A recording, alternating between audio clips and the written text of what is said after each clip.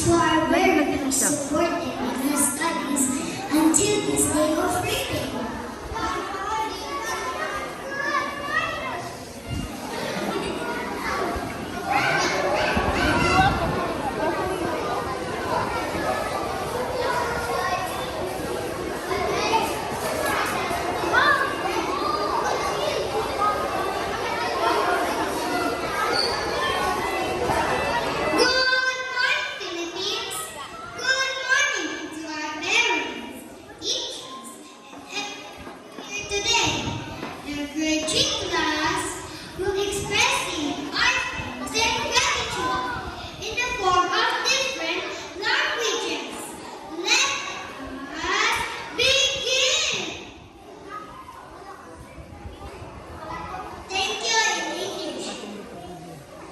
Team, trust in the Lord with all your heart and lean not in our own understanding.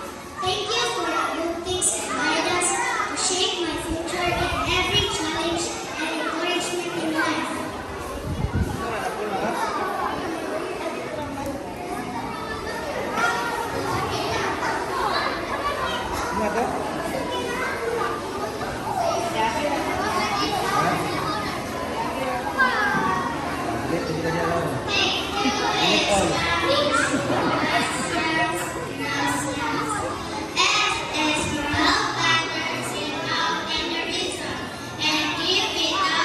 Heart.